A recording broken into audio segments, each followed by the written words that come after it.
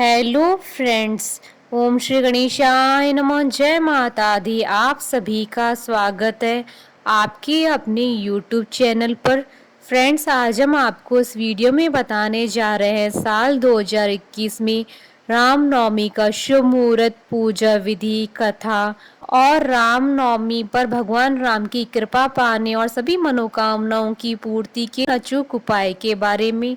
Friends, video शुरू करने से पहले आपसे रिक्वेस्ट है, अगर आप हमारे चैनल पर नए हैं और आपने अभी तक चैनल को सब्सक्राइब नहीं किया है तो प्लीज़ सब्सक्राइब कीजिएगा चैनल को, साथ ही प्रेस कीजिएगा बेल आइकन को, जिससे नए वीडियो से रिलेटेड नोटिफिकेशन आपको तुरंत प्राप्त हो सके।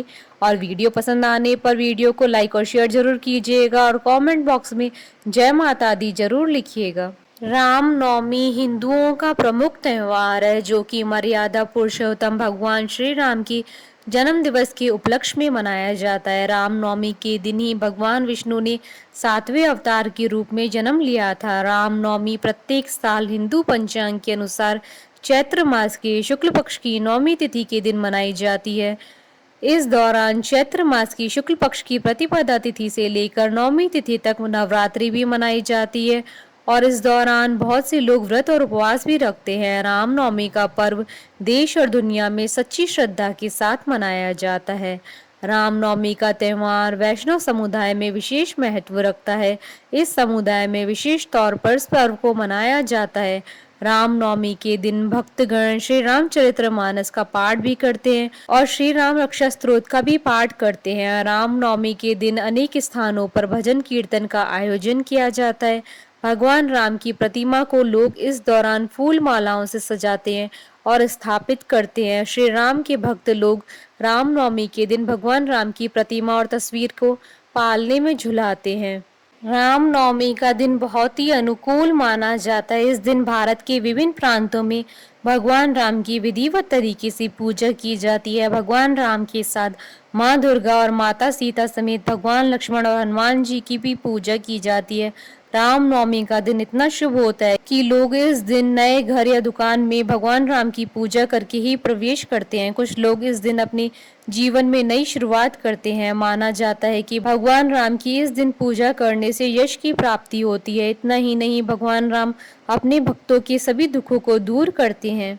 फ्रेंड्स, अब आइए जानते हैं रामनवमी का शुभ मुहूर्त। हिंदू पंचांग के अनुसार इस साल रामनवमी 21 अप्रैल 2021 बुधवार के दिन मनाई जाएगी। रामनवमी की पूजा का मुहूर्त रहेगा सुबह 11:02 से दोपहर 1:38 तक।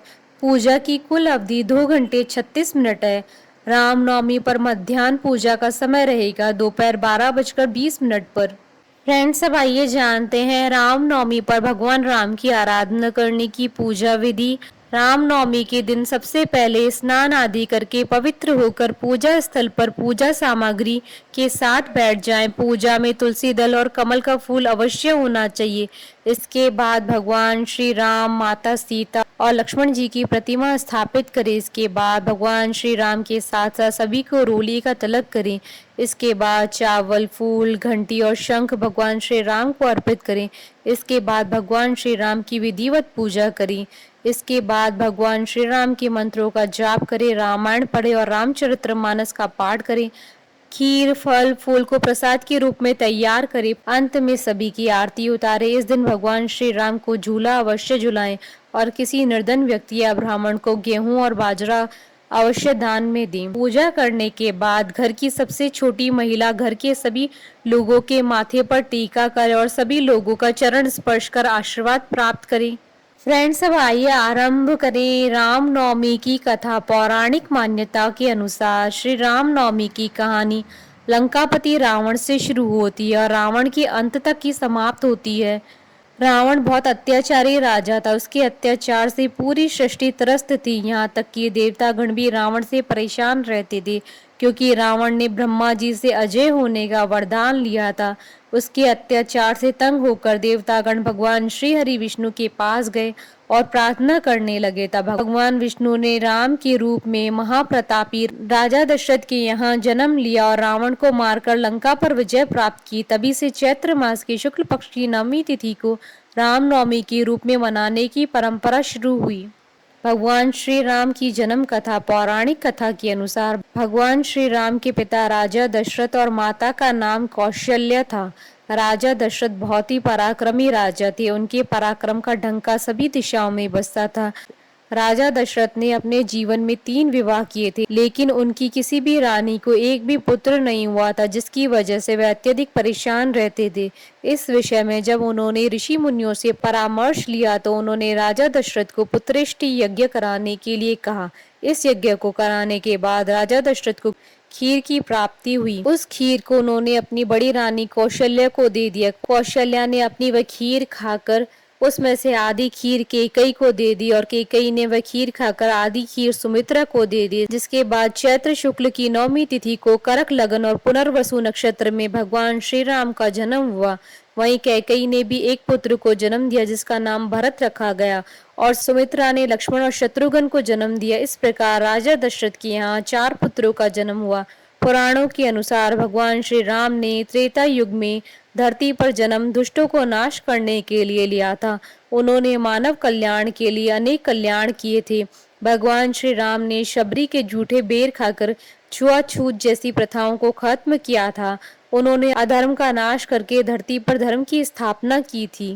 फ्रेंड्स, अब आइए जानते हैं रामनवमी पर किए जाने वाले अचूक उपाय।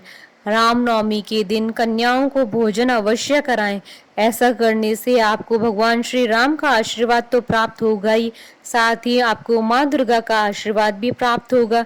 इस दिन रामचरितमानस का पाठ करें। यदि आप रामनवमी के दिन रामचरितमानस का पाठ करते हैं तो आपके घर में सुख और समृद्धि का वास होगा।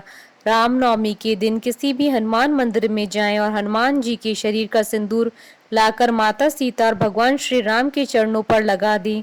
ऐसा करने से आपके मन की सभी इच्छाओं की पूर्ति होगी। बोलिए भगवान श्री रामचंद्र जी की जय। हमारे साथ इस वीडियो में अंत तक बने रहने के लिए आपका धन्यवाद। ओम श्री गणेशाय नमः। जय माता दी।